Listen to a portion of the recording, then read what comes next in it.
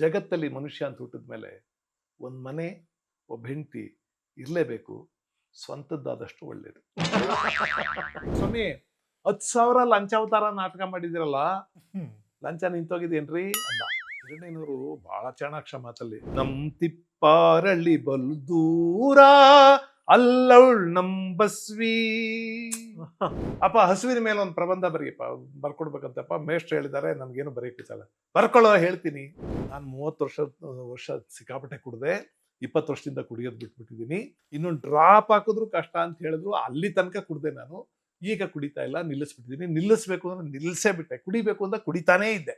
ಇಷ್ಟು ಪ್ರೀತಿಯಿಂದ ವಿನಯವಾಗಿ ಮಾತಾಡುವಂತಹ ಪ್ರೊಫೆಸರ್ ಕೃಷ್ಣೇಗೌಡರಿಗೆ ನಮ್ಮ ಉಪಮುಖ್ಯಮಂತ್ರಿಗಳು ಪ್ರೀತಿಯಿಂದ ಒಂದು ನವಾಜ್ ಆಗ್ತಾರೆ. ಹುಡುಕಿ ಹುಲ್ಲು ಕಡ್ಡಿ ಮೇವು ಅಂಡಲೆ ಇವ ನಾವು ನೀವು ಕುರಿಗಳು ಸಾರ್ ಕುರಿಗಳು.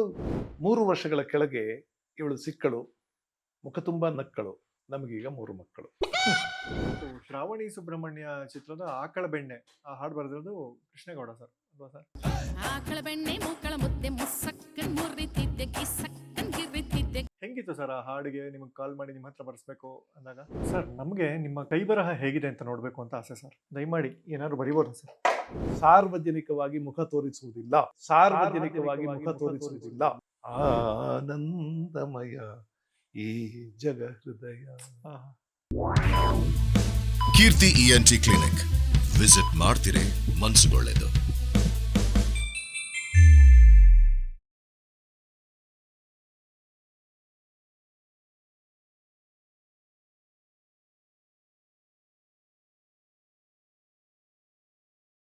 ಸರ್, ನಿಮ್ಮ ಮಾತಲ್ಲಿ ಫನ್ ಇರುತ್ತೆ, ಫ್ಯಾಕ್ಟ್ ಇರುತ್ತೆ, ಒಂದು ಸಂದೇಶ ಕೂಡ ಇರುತ್ತೆ.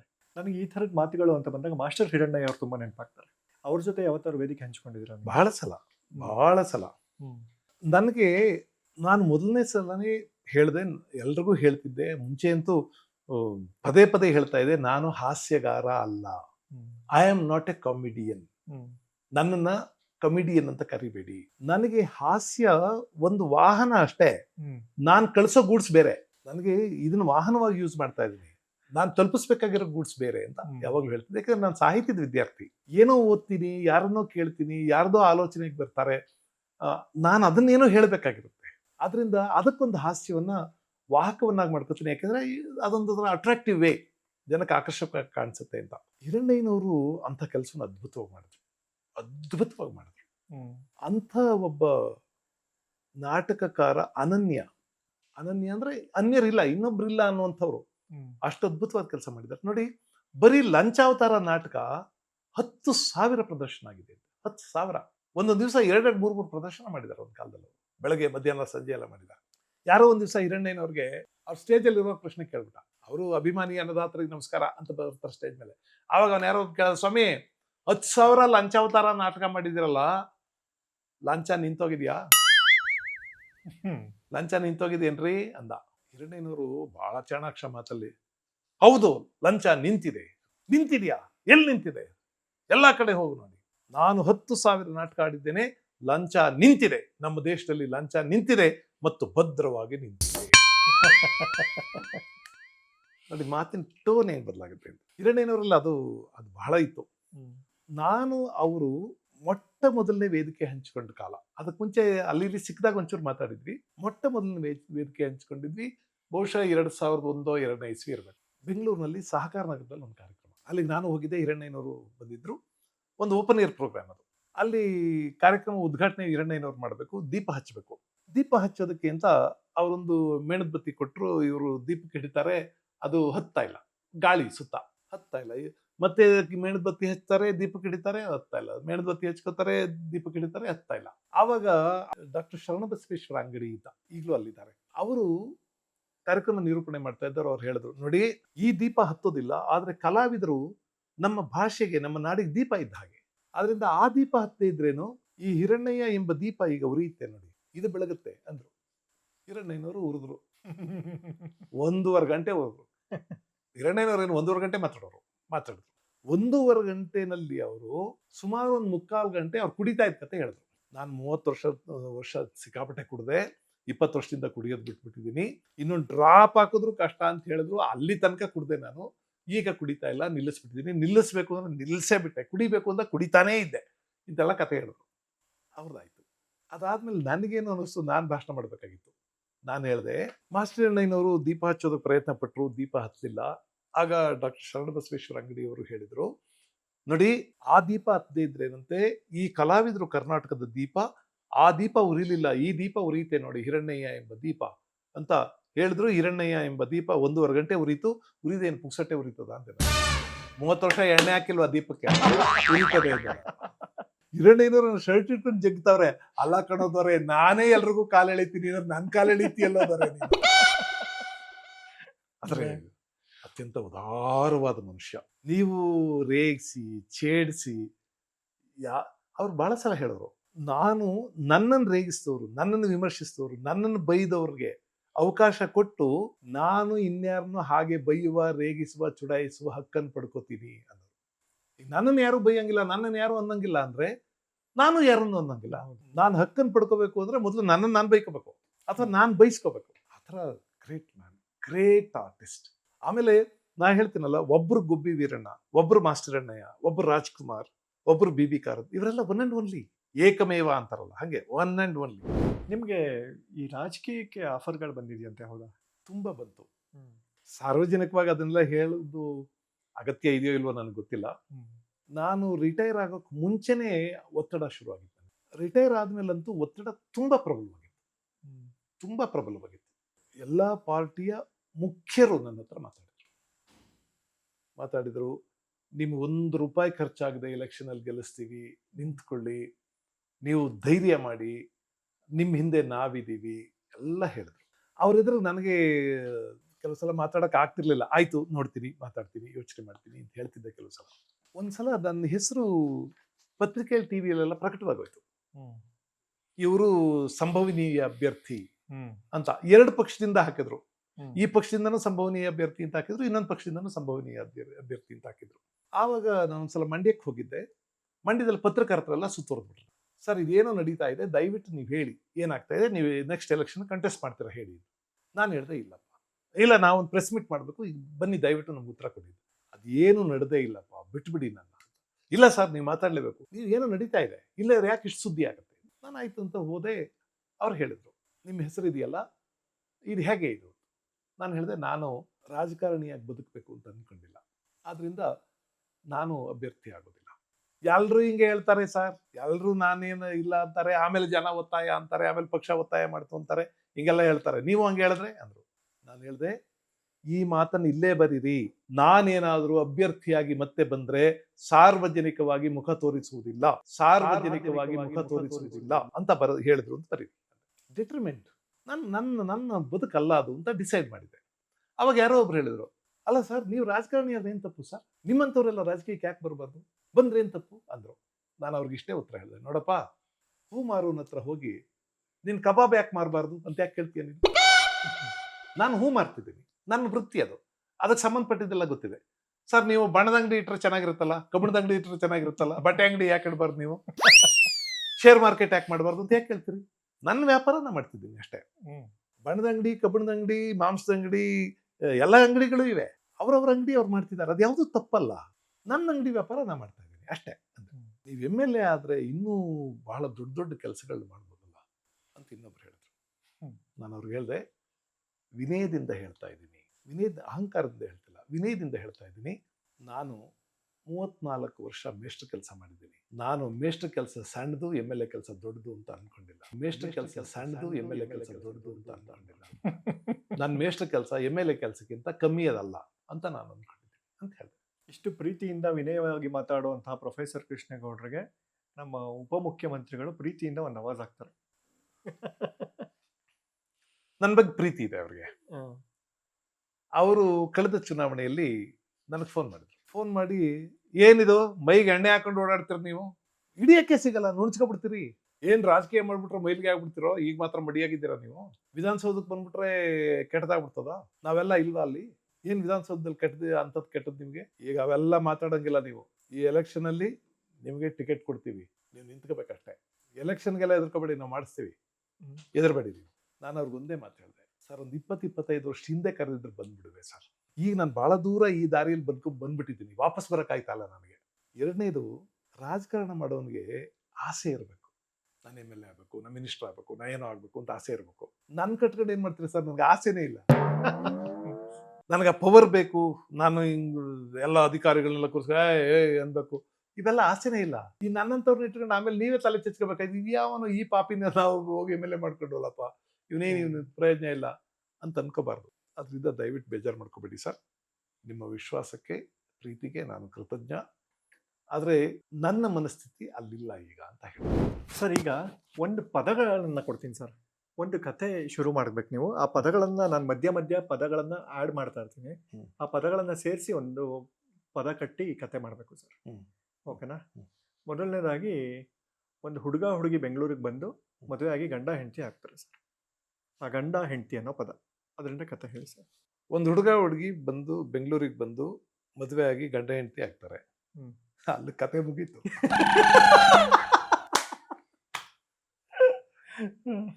ಮುಗೀತು, ಇಬ್ಬರದು ಕತೆ ಮುಗೀತು. ಇನ್ನೇನ್ ಕತೆ ಹೇಳ್ತೀರಿ? ಮುಗಿಯಕ್ ಮುಂಚೆ ಏನೇನಾಗತ್ತೆ ಹೇಳಿ ಸರ್. ಹಂಗಾದ್ರೆ ಕತೆ ಬೆಳೆಸ್ಬೇಕಲ್ವಾ, ಉದ್ದ ಕತೆ ಬೆಳೆಸ್ಬೇಕು. ಈ ನಮ್ಮಲ್ಲಿ ಬೀಚಿದೊಂದು ಬಹಳ ಒಳ್ಳೆ ಜೋಕ್ ಇದೆ. ಅವರು ಹಸುವಿನ ಮೇಲೆ ಒಂದು ಪ್ರಬಂಧ ಬರೀರಿ, ಒಂದು ಪುಟ ಬರ್ಕೊಂಡು ಬರ್ಬೇಕು ಅಂತ ಮೇಷ್ಟ್ರು ಹೇಳ್ಬಿಟ್ಟಿದ್ರಂತೆ. ಮಗ ಅವ್ರ ಅಪ್ಪನಿಗೆ ಹೇಳ್ತಾನೆ, ಅಪ್ಪ ಹಸುವಿನ ಮೇಲೆ ಒಂದು ಪ್ರಬಂಧ ಬರೀಪ್ಪ, ಬರ್ಕೊಡ್ಬೇಕಂತಪ್ಪ. ಮೇಷ್ಟ್ರು ಹೇಳಿದ್ದಾರೆ, ನನ್ಗೇನು ಬರೀಕಿಸಲ್ಲ. ಬರ್ಕೊಳ್ಳೋ ಹೇಳ್ತೀನಿ. ಒಂದು ಊರಿನಲ್ಲಿ ಒಬ್ಬ ಗೌಳಿಗನಿದ್ದನು. ಅವನು ಹಸುವನ್ನು ಸಾಕುತ್ತಿದ್ದನು. ಅಪ್ಪ ಗೌಳಿಗ ಹಸುನೇ ತಾನೇ ಸಾಕೋದು. ಬರ್ಕೊಳ್ಳೋ ಸುಮ್ಮನೆ. ಅವನು ಹಸುವನ್ನು ಸಾಕುತ್ತಿದ್ದನು. ಆ ಹಸು ಹಾಲು ಕೊಡುತ್ತಿತ್ತು ಮತ್ತು ಆ ಹಾಲನ್ನು ಅವರು ಕುಡಿಯುತ್ತಿದ್ದರು, ಕರುವಿಗೂ ಕುಡಿಸುತ್ತಿದ್ದರು ಮತ್ತು ಹಾಲನ್ನು ಬೇರೆಯವರಿಗೂ ಮಾರುತ್ತಿದ್ದರು. ಆ ಹಾಲಿನಿಂದ ಮನೆಯವರೆಲ್ಲ ಸಮೃದ್ಧವಾಗಿ ಹಾಲನ್ನು ಕುಡಿದು ಸಂತೋಷವಾಗಿದ್ದರು ಮತ್ತು ಆ ಹಸುವನ್ನು ಮೇಯಿಸಲು ತೋಟಕ್ಕೆ ಕರೆದುಕೊಂಡು ಹೋಗ್ತಿದ್ದರು. ಹಸುವಿಗೆ ಹುಲ್ಲು ಕೊಯ್ದು ಅಪ್ಪ ಹಸು ಸಾಕದ್ಮೇಲೆ ಇದೆಲ್ಲ ಬಂದೇ ಬರ್ತದಲ್ಲಪ್ಪ ಅದು. ಮತ್ ನಿಮ್ ಮೇಷ್ಟ್ರ ಹೆಣಕ್ಕೆ ಒಂದ್ ಪುಟ ಬೇಡವಾ? ನಿಮ್ ಮೇಷ್ಟ್ರ ಹೆಣಕ್ಕೆ ಒಂದ್ ಪುಟ ಬರಿಬಾರ್ದ? ಹಾಕೋ ಎಲ್ಲಾನು. ಈಗ ಹಂಗ್ ಕತೆ ಹೇಳ್ಬೇಕು ನಾನು. ಹೇಳಿ ಸರ್. ಇರ್ಲಿ. ಗಂಡ ಹೆಂಡತಿ, ಒಂದು ಹುಡುಗ ಹುಡುಗಿ ಬೆಂಗಳೂರಿಗೆ ಬರ್ತಾರೆ. ಅವನು ಯಾವುದೋ ಊರಿಂದ ಬರ್ತಾನೆ, ಇವಳು ಯಾವುದೋ ಊರಿಂದ ಬರ್ತಾಳೆ. ಇಬ್ರು ಒಂದೇ ಕಂಪನಿಲಿ ಇರ್ತಾರೆ. ಆಮೇಲೆ ಪರಸ್ಪರ ಭೇಟಿ ಆಗ್ತಾರೆ. ಎಲ್ಲೋ ಕ್ಯಾಂಟೀನಲ್ಲಿ ಒಂದ್ಸಲ ನೋಡ್ತಾರೆ ಇಬ್ರು. ಈ ಹುಡುಗನಿಗೆ ಅನ್ಸುತ್ತೆ, ಈ ಹುಡುಗಿನ ನೋಡಿದ್ರೆ ಯಾಕೋ ನನಗೆ ಸರಿಯಾದ ಹೆಂಡತಿ ಆಗ್ತಾಳೆ ಅಂತ ಅನ್ಸುತ್ತೆ. ಆಮೇಲೆ ಕೇಳೋದು ಹೆಂಗೆ ಅಂತ, ಅವಳಿಗಾಗಲೇ ಮದುವೆ ಆಗ್ಬಿಟ್ಟಿದ್ದು, ಏನು ಮಾಡೋದು ಅಂತ ಅನ್ಕೊಂಡು ಯೋಚನೆ ಮಾಡ್ತಾನೆ. ಆಮೇಲೆ ಈ ಕಾಲದಲ್ಲಿ ಮದುವೆ ಆಗಿರೋರ್ಗೆ ಏನು ಮಾರ್ಕು, ಸಿಂಬಲ್ಲು ಏನು ಇರಲ್ವ, ಅದರಿಂದ ಹೆಂಗ್ ತಿಳ್ಕೊಳ್ಳೋದು ಅಂತೆಲ್ಲ ಯೋಚನೆ ಮಾಡ್ತಾನೆ. ಆಮೇಲೆ ಹೋಗುವಾಗ ಬರುವಾಗ ಅವಳನ್ನೇ ನೋಡ್ಕೊಂಡು ಹೋಗ್ತಿರ್ತಾನೆ. ಅವಳು ಇವನು ಯಾವನೋ ನನ್ನೇ ನೋಡ್ತಾ ಇದ್ದಾನಲ್ಲ ಅಂತ ಅನ್ಕೋತಾಳೆ. ಇಬ್ರು ಪರಸ್ಪರ ಭೇಟಿ ಆಗ್ತಾರೆ. ಆಮೇಲೆ ಭೇಟಿ ಆದ್ಮೇಲೆ ಒಂದ್ ದಿವಸ ಮನೆಯಲ್ಲಿ ಎಲ್ಲ ಚೆನ್ನಾಗಿದ್ದಾರಾ ಅಂತಾರೆ. ಆವಾಗ ಅವಳು ಎಲ್ಲ ಅಂದ್ರೆ ಅಂತಾಳೆ. ಅದೇ ನಿಮ್ ಮನೇಲಿ ಇರೋರೆಲ್ಲ ಅಪ್ಪ ಅಮ್ಮನ ಅಂತಾಳೆ ಅವಳು. ಆಗ ಒಂದು ಕ್ಲೂ ಸಿಗುತ್ತೆ, ಓಹೋ ಇವಳಿಗೆ ಮದ್ವೆ ಆಗಿಲ್ಲ ಅಂತ. ಆಮೇಲೆ ನಿಮ್ಮ ಹತ್ರ ಸ್ವಲ್ಪ ಮಾತಾಡ್ಬೇಕಾಗಿತ್ತು ಅಂತಾಳೆ. ಆಮೇಲೆ ಅವಳು ಹೇಳ್ತಾನೆ, ನಿಮ್ಮ ಹತ್ರ ನಾನು ಬಹಳ ಮಾತಾಡ್ಬೇಕು ಅಂತ. ಇವನ್ ಸ್ವಲ್ಪ ಮಾತಾಡ್ತಾನೆ, ಅವಳು ಬಹಳ ಮಾತಾಡ್ತಾಳೆ. ಆಮೇಲೆ ಅವರಿಬ್ರು ನಮ್ಮ ಮದುವೆ ಆಗ್ಬೋದು ಅಂತ ತೀರ್ಮಾನಕ್ಕೆ ಬರ್ತಾರೆ. ಆಮೇಲೆ ಮಾಮೂಲಿ ಕಬ್ಬನ್ ಪಾರ್ಕು, ಲಾಲ್ ಬಾಗು ಅಲ್ಲೆಲ್ಲ ಹೋಗಿ ಎಲ್ಲ ಗಿಡ ಮರ ಎಲ್ಲ ಮಾತಾಡ್ಸ್ಕೊಂಡು ಆಮೇಲೆ ಅಲ್ಲಿ ಹತ್ತಿ ಇಳಿದು ಒಂದೊಂದ್ಸಲ ಸಂಜೆ ತುಂಬಿಸಿ, ಒಂದೊಂದ್ಸಲ ರಾತ್ರಿ ತುಂಬಿಸಿ, ಒಂದ್ಸಲ ಬೆಳಗಿನ ಹೊತ್ತೆ ಹೋಗಿ ಆಮೇಲೆ ಎಲ್ಲ ಇದರಲ್ಲಿ MTR ನಲ್ಲಿ ದೋಸೆ ತಿಂದು, ವಿದ್ಯಾರ್ಥಿ ಭವನಲ್ಲಿ ದೋಸೆ ತಿಂದು, CTR ನಲ್ಲಿ ದೋಸೆ ತಿಂದು, ಆಮೇಲೆ ಯಾವತ್ತೋ ಒಂದ್ ದಿವಸ ಅವ್ರ ಅಪ್ಪನ್ಗೆ ಹೇಳಿ, ಇವಳು ಅವ್ರ ಅಮ್ಮನ್ಗೆ ಹೇಳಿ, ಆಮೇಲೆ ಮೊದಲು ಅಪ್ಪನ ಒಪ್ಸಿ, ಆಮೇಲೆ ಅಮ್ಮನ ಒಪ್ಸಿ, ಅವಳು ಅವ್ರ ಅಪ್ಪನ ಒಪ್ಸಿ, ಅಮ್ಮನ ಒಪ್ಸಿ, ಏನೋ ಕಷ್ಟಪಟ್ಟು ಆಮೇಲೆ ಮದುವೆ ಮಾಡ್ಕೊಂಡು ಗಂಡ ಹೆಂಡತಿ ಆಗ್ತಾರೆ. ಗಂಡ ಹೆಂಡತಿ ಆದವ್ರಿಗೆ ಅಲ್ಲಿ ತನಕ ಅವ್ರಿಗೆ ಮನೆ ಚಿಂತೆ ಇರಲಿಲ್ಲ. ಅವಳು ಯಾವುದೋ PG ಲಿದ್ದು, ಇವನು ಯಾವುದೋ ಒಂದು ರೂಮ್ ನಲ್ಲಿದ್ದ. ಈಗ ಮನೆ ಮಾಡ್ಬೇಕು ಅಂತ ಆಗುತ್ತೆ, ಬೆಂಗಳೂರಿನಲ್ಲಿ ಮನೆ ಮಾಡ್ಬೇಕಲ್ಲ ಅಂತ ಇಬ್ರು ಮನೆ ಹುಡ್ಕೊಂಡು ಹೋಗ್ತಾರೆ. ಆಮೇಲೆ ಅವ್ರು ಹೇಳ್ತಾರೆ, ಈ ಚಿಕ್ಕ ಹುಡುಗರಿಗೆಲ್ಲ ನಾನು ಮನೆ ಕೊಡೋದಿಲ್ಲಪ್ಪ, ಯಾಕೆಂದ್ರೆ ಇವರು 108 ಕವಟ್ಲು ಏನೇನೋ ತೊಂದರೆ ಇರ್ತವೆ, ಇಂಥವ್ರಿಗೆಲ್ಲ ಮನೆ ಕೊಟ್ಬಿಟ್ರೆ ಆಮೇಲೆ ನಾಳೆ ಏನೇನಾಯ್ತಿರೋ ಏನ್ ಕತ್ತಿರೋ, ನೀವು ಜೊತೆಲೇ ಇರ್ತೀರಿ ಅಂತ ಯಾವ ಗ್ಯಾರಂಟಿ, ಎಷ್ಟು ದಿವಸ ಜೊತೆಲಿ ಇರ್ತೀರಿ ಅಂತ ಬಹಳ ಜನ ಮನೆ ಕೊಡೋಕೆ ಒಪ್ಪೋದಿಲ್ಲ. ಹಿತ್ಲು. ಆಮೇಲೆ ಇವ್ರಿಗೆ ಬಹಳ ಆಸೆ ಇರುತ್ತೆ, ನಾನು ಮನೆ ಸದ್ಯಕ್ಕೆ ಬಾಡಿಗೆ ಮನೆಯಲ್ಲಿ ಇದ್ಕೊಂಡು ಆಮೇಲೆ ಒಂದು ಮನೆ ಕಟ್ಟಬೇಕು. ಆಮೇಲೆ ಮನೆಗೆ ಅವ್ರಿಗೆ ಬಹಳ ಆಸೆ ಏನಿರುತ್ತೆ ಅಂದ್ರೆ ದೊಡ್ಡ ಸೈಟ್ ತಗೋಬೇಕು, ಒಂದು ಪುಟ್ಟ ಮನೆ ಕಟ್ಕೋಬೇಕು. ಅದಕ್ಕೆ ಸಾಧ್ಯ ಆದ್ರೆ ಮನೆ ಹಿತ್ಲಲ್ಲಿ ಒಂದು ಬಾವಿ, ಒಂದು ಮನೆ ಒಂದು ಹಿತ್ಲಿರ್ಬೇಕು, ಹಿತ್ಲಲ್ಲಿ ಒಂದು ಬಾವಿ ಇರಬೇಕು. ಆ ಬಾವಿ ಸುತ್ತಮುತ್ತ ಒಂದಿಷ್ಟು ಕಲ್ಲು ಹಾಕಿರ್ಬೇಕು, ಅಲ್ಲಿ ಕೂತ್ಕೊಂಡು ಪಾತ್ರೆ ಬೆಳಗ್ಬೇಕು ಇವಳು. ಆಮೇಲೆ ಅಲ್ಲೊಂದು ಹಸು ಕಟ್ಟಬೇಕು, ಇಂಥದ್ದು ಏನೇನೋ ಆಸೆ. ಮನೆ ಆದ್ರೆ ಅಂತ ಸೈಟ್ ಎಲ್ಲಿ ಸಿಗುತ್ತೆ ಬೆಂಗಳೂರಿನಲ್ಲಿ?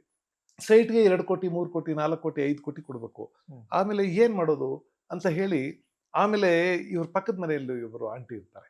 ಆ ಪಕ್ಕದ ಮನೆಗೆ ಹೋಗ್ತಾರೆ. ಹೋಗಿ ಆಂಟಿ ನಮ್ಗೆ ಏನೇನೋ ಆಸೆ ಇದೆ ಆಂಟಿ, ಏನಾದರೂ ಅವರು ಒಂದು ಐಡಿಯಾ ಹೇಳ್ತಾರೆ ಅವ್ರಿಗೆ. ನೋಡು, ನೀವು ಮನೆ ಕಟ್ಟಬೇಕು ಅಂತ ಆಸೆ ಇದ್ದೀರಲ್ಲಪ್ಪ, ಬೆಂಗಳೂರಿನಲ್ಲಿರೋರೆಲ್ಲ ಹಿತ್ಲು ಬಾವಿ ಇವನ್ನೆಲ್ಲ ಯೋಚನೆ ಮಾಡಬಾರ್ದು. ನಾನು ಹಂಗ ಅನ್ಕೊಂಡೆ ಬೆಂಗಳೂರಿಗೆ ಬಂದೆ. ಆದ್ರೆ ನನ್ನ ಮನೆಗೆ ಹಿತ್ಲು ಬಾವಿ ಇರಲಿ, ಜಗ್ಲಿನೂ ಇಲ್ಲ. ಅದರಿಂದ ಅಂಥ ಮನೆ ಕಟ್ಕೊಂಡಿದ್ದೀವಿ. ಊರ್ ಜನ ಅದರಿಂದ ಅಂಥದ್ದು ಎಲ್ಲೋ ಒಂದು ಮನೆ ಅಂತ ಕಟ್ಕೊಳ್ರಪ್ಪ ಅಂತಂತಾರೆ. ಆವಾಗ ಇವ್ರಿಗೆ ಒಂದು ಆಸೆ ಇರುತ್ತೆ, ಮನೆ ಅಂತ ಕಟ್ಕೋತೀವಿ, ಆದರೆ ಈ ಬೆಂಗಳೂರು ನಮ್ಮೂರು ಅಂತ ಅನಿಸ್ಬೇಕು, ನಮ್ಮ ಸುತ್ತಮುತ್ತ ಇರೋರು ನಮ್ಮೂರು ಜನ ಅಂತ ಅನಿಸ್ಬೇಕು. ಅವ್ರಿಗೆ ಭಾಳ ಯೋಚನೆ ಮಾಡ್ತಾರೆ. ಅಲ್ಲೋಗಿ ಒಂದು ಅಪಾರ್ಟ್ಮೆಂಟಿಗೆ ಸೇರ್ಕೋತಾರೆ. ಬೆಂಗಳೂರಿನಲ್ಲಿ ಈಚೆಗೆ ನೀವು ಅಪಾರ್ಟ್ಮೆಂಟ್ಗಳು ನೋಡಿದ್ದೀರಿ, ಒಂದೊಂದು ಅಪಾರ್ಟ್ಮೆಂಟ್ನಲ್ಲಿ 800 900 1000 ಮನೆಗಳಿರ್ತವೆ. ಅವರೆಲ್ಲರೂ ಯಾವ್ಯಾವುದೋ ಊರಿಂದ ಬಂದವರು. ಅಲ್ಲಿ ಅವ್ರು ಹೋಗಿ ಕೇಳಿದ್ ನಿಮ್ದೇ ಅವರು ನಿಮ್ದೇ ಅವರು ನಿಮ್ದೇ ಅವರು ಅಂದ್ರೆ ಯಾರು ಬೆಂಗಳೂರು ಅನ್ನಲ್ಲ. ನಾನು ಶಿರಸಿ ಅಂತಾನೆ, ನಾನು ಅಂಕೋಲ ಅಂತಾನೆ, ನಾನು ಸಿದ್ದಾಪುರ ಅಂತಾನೆ, ನಾನು ತುಮಕೂರು ಅಂತಾನೆ, ನಾನು ಕುಮಟಾ ಅಂತಾನೆ, ಈ ಒಬ್ಬೊಬ್ಬರು ಅವ್ರವ್ರ ಊರ ಹೆಸರು ಹೇಳ್ತಾರೆ. ಅರೆ ಇವ್ರು ಯಾರು ನಮ್ಮೂರ್ ಜನ ಅಲ್ಲ, ಇವರೆಲ್ಲ ಅವ್ರವ್ರ ಜನ ಅಂತ ಅನ್ಕೋತಾರೆ. ನ್ಯೂಸ್ ಚಾನೆಲ್ ನಮ್ಮೂರ್ ಜನ ಆಗ್ಬೇಕು ಅಂತಂದ್ರೆ ನಮ್ಮೆಲ್ರಿಗೂ ಏನೋ ಒಂದು ಕಾಮನ್ ಫ್ಯಾಕ್ಟರ್ ಅಂತ ಇರ್ಬೇಕಲ್ವಾ, ಯಾವುದೋ ಒಂದು ನಮ್ಗೆ ಸಂಬಂಧ ಅಂತ ಇರ್ಬೇಕಲ್ವಾ. ಅದರಿಂದಾಗಿ ನಾವು ಯಾವುದ್ರಲ್ಲಿ ನಮ್ಮ ಸಂಬಂಧ ಬೆಸಿತೀವಿ. ಆವಾಗ ಅವ್ರು ಹೇಳ್ತಾರೆ, ನೋಡಿ ನಾವು ಸಾಮೂಹಿಕವಾಗಿ ಒಂದು ಟಿವಿ ನೋಡೋಣ, ಟಿವಿನಲ್ಲಿ ನ್ಯೂಸ್ ನೋಡೋಣ, ಆ ನ್ಯೂಸ್ ನಮ್ಗೆಲ್ರಿಗೂ ಸಂಬಂಧಿಸಿದ್ದಾಗಿರುತ್ತೆ. ಆವಾಗ ಅದು ನಮ್ಮ ನ್ಯೂಸ್ ಚಾನಲ್ ಅಂತ ಅನ್ಸುತ್ತೆ. ಈಗ ನಮ್ಮ ಊರುಗಳು ಬೇರೆ ಆದ್ರೂ ಒಂದು ಚಾನಲ್ ನಮ್ದು ಅಂತಿದ್ದಂಗೆನೆ ನಾವೆಲ್ಲ ಒಂದು ಕಡೆಗೆ ಸೇರಿದ ಜನ, ಒಂದು ಸಮುದಾಯ ಅಂದ್ರೆ ಏನು, ಯಾವ್ದಾದ್ರೂ ಒಂದು ಕಾಮನ್ ಫ್ಯಾಕ್ಟರ್ ಇರಬೇಕು ಅಂತ. ಸಾವು ಒಂದು ಊರು ಒಂದು ಏನಾದ್ರು ಕಾಮನ್ ಫ್ಯಾಕ್ಟರ್ ಇರ್ಬೇಕಲ್ಲ. ಈಗ ಆ ನ್ಯೂಸ್ಗಳು ನಮ್ಮೆಲ್ರಿಗೂ ಸಂಬಂಧಪಟ್ಟವು, ಆದ್ರಿಂದ ನಾವೆಲ್ಲ ಒಂದು ನ್ಯೂಸ್ ಚಾನಲ್ಗೆ ಸೇರಿದ ಜನ ಅಂತ ಅನ್ಕೋತಾರೆ. ಆದ್ರೆ ಹಿಂಗೆ ನಡೀತಾ ಇರುವಾಗ ಈ ಕಮ್ಯುನಿಟಿನಲ್ಲಿ ಯಾರಾದ್ರೂ ಒಂದು ಮನೆಯಲ್ಲಿ ಸತ್ರೆ, ಒಂದು ಸಾವಾದ್ರೆ, ಆವಾಗ ಅವ್ರಿಗೆ ಪಾಪ ಹತ್ರೆ ಪಕ್ಕದ ಮನೆಗೆ ಬೇಜಾರಾಗ್ತದೆ. ಪಕ್ಕದ ಮನೆಯವರು ಇದು ಯಾರಪ್ಪ, ಯಾರ್ದೋ ಪಕ್ಕದ ಮನೇಲಿ ತೀರ್ಕೊಬಿಟ್ಟಿದ್ದಾರೆ ಅಂತಂತಾರೆ. ಹಳ್ಳಿಗಳಾದ್ರೆ ಮನೆ ಸ್ವಲ್ಪ ಅಲ್ಲಿ ಇಲ್ಲಿ ಇರ್ತವೆ. ಆಮೇಲೆ ಒಂದು ಸಾವನ್ನ ಊರಿನವರೆಲ್ಲ ಸೇರ್ಕೊಂಡು ಆಚರಿಸ್ತಾರೆ. ಇಲ್ಲಿ ಅಪಾರ್ಟ್ಮೆಂಟ್ ಅಲ್ಲಿ ಇರುವಾಗ ಅಳೋಕ್ಕೂ ಭಯ. ಯಾವ್ದೋ ಮನೇಲಿ ಸಾವಾಗ್ಬಿಡುತ್ತೆ, ಅಳಕ್ ಭಯ. ಆದ್ರೆ ಅಳಬೇಕು, ಏನ್ ಮಾಡೋದು? ಆವಾಗ ಪಕ್ಕದ ಮನೆಗೆ ಬಂದು ಬೆಲ್ ಮಾಡ್ತಾರೆ. ಏನು ಅಂದ್ರೆ, ನಮ್ಮ ಯಜಮಾನ್ರು ಸತ್ತೋಗಿದ್ದಾರೆ, ಅಳ್ಬೋದಾ ಅಂತ ಹೇಳ್ತಾರೆ. ಆಮೇಲೆ ಅವ್ರು ಹೇಳ್ತಾರೆ, ನೋಡಿ ನಮ್ಮ ಮನೇಲಿ ಮಕ್ಕಳಿದ್ದಾರೆ, ಹೆದರ್ಕೋತಾರೆ, ಅದರಿಂದ ಬಾಗ್ಲಾಕೊಂಡು ಒಂದು 20 ಮಿನಿಟ್ಸ್ ಹತ್ಕೊಳ್ಳಿ. ಅಲ್ಲ, ನಾನೊಂದು 25 ಮಿನಿಟ್ಸ್ ಅಳ್ಬೇಕು ಅಂತಿದ್ದೀನಿ, ಆಗ್ಬೋದಾ ಅಂತ ಕೇಳ್ತಾರೆ. ಇಲ್ಲಮ್ಮ, ನಮ್ಗೆ ತುಂಬಾ ಕಷ್ಟ ಆಗುತ್ತೆ, 20 ಮಿನಿಟ್ಸ್ಗಿಂತ ಜಾಸ್ತಿ ಎಕ್ಸೀಡ್ ಮಾಡಬೇಡಿ ಅಂತಾರೆ. ಆಮೇಲೆ ಆಯ್ತು ಅಂತ ಹೇಳಿ ಲೆಕ್ಕ ಹಾಕೊಂಡು ಟೈಮ್ ನೋಡ್ಕೊಂಡು 20 ಮಿನಿಟ್ಸ್ ಹೇಳ್ತಾರೆ. ಆಮೇಲೆ ಆಯ್ತು, ಅವ್ರ ಗಂಡನ ಹೋಗಿ ಸಂಸ್ಕಾರ ಮಾಡ್ಬಿಟ್ಟು ಬಂದ್ರು. ಫೋನ್ ಮಾಡಿದ್ರು, ಅದ್ಯಾವುದೋ ಶವವಾಹನ ಬಂತು, ಸಂಸ್ಕಾರ ಮಾಡ್ಬಿಟ್ಟು ಬಂದ್ರು. ಈಗ ತಿಥಿ ಮಾಡ್ಬೇಕಲ್ಲ, ಎಲ್ಲಿ ಮಾಡೋದು? 11 ದಿವಸ ತಿಥಿ ಮಾಡ್ಬೇಕು, ಎಲ್ಲಿ ಮಾಡೋದು? ಮನೇಲಿ ಮಾಡೋದಾ, ಹೊರಗಡೆ ಮಾಡೋದಾ ಅಂತ ಯೋಚನೆ ಮಾಡ್ತಾ ಇರ್ತಾರೆ. ಆವಾಗ ಅವ್ರು ಯಾರು ಹೇಳ್ತಾರೆ, ನೋಡಿ ತಿಥಿ ಎಲ್ಲ ನಮ್ಮ ಅಪಾರ್ಟ್ಮೆಂಟ್ ಕಾಂಪ್ಲೆಕ್ಸ್ ಅಲ್ಲಿ ಮಾಡಬೇಡಿ, ಕೆಲವರು ಅಶುಭ ಅಂತ ಅನ್ಕೋತಾರೆ.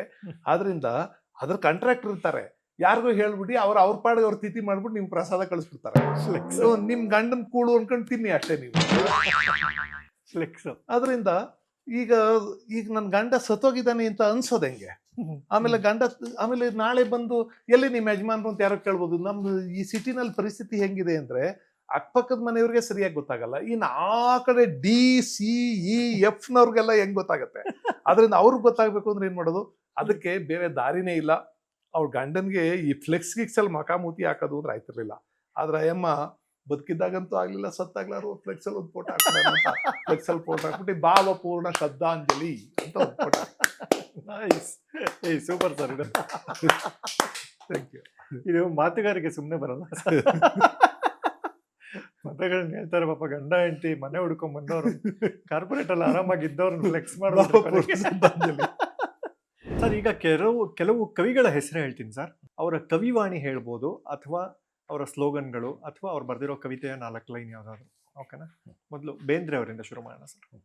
ಗಿಡಗಂಟೆಯ ಕೊರಳೊಳಗಿಂದ ಹಕ್ಕಿಗಳ ಹಾಡು ಹೊರಟಿತು, ಹಕ್ಕಿಗಳ ಹಾಡು ಗಂಧರ್ವರ ಸೀಮೆಯಾಯಿತು, ಕಾಡಿನ ನಾಡು ಕ್ಷಣದೊಳು ಕಾಡಿನ ನಾಡು.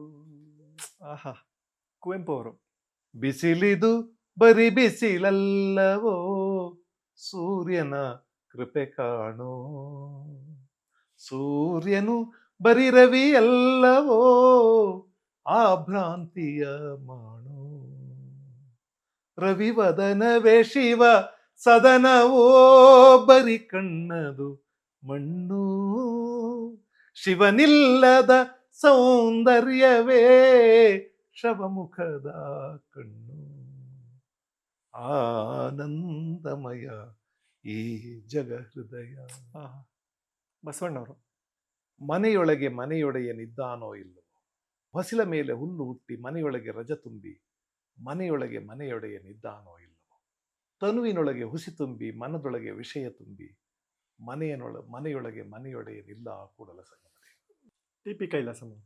ಬೋರೇಗೌಡ ನಿಂಬೋಗೌಡ ಬಂದ ಬೆಂಗಳೂರಿಗೆ, ಬಾಳೆಪೇಟೆ ಬಾಟೆ ಮ್ಯಾಲೆ ಬರುತ್ತಿದ್ದಾಗ ಪೌಡರ್ ಗಿೌಡರ್ ಹಾಕಿಕೊಂಡ ಮನುಷ್ಯಳೊಬ್ಬಳು ಕಣ್ಣು ಗಿಟ್ಟು ಬಿಡಿಸಿ ಗಿಡಿಸಿ ನೋಡಿ ನಕ್ಕಾಗ ಹಾಡ್ದ ತಿಪ್ಪಾರಳ್ಳಿ ಬಲು ದೂರ, ನಡಿಯಾಕ ಬಲು ದೂರ, ನಮ್ ತಿಪ್ಪಾರಳ್ಳಿ ಬಲು ದೂರ, ಅಲ್ಲವಳ್ ನಮ್ ಬಸ್ವಿ. ಬೀಚಿಯವರು. ಸರಿಯಾಗಿ ಕೇಳಿಸ್ಕೊಳ್ಳಿ. ಜಗತ್ತಲ್ಲಿ ಮನುಷ್ಯ ಅಂತ ಹುಟ್ಟಿದ ಮೇಲೆ ಒಂದು ಮನೆ, ಒಬ್ಬ ಹೆಂಡತಿ ಇರಲೇಬೇಕು.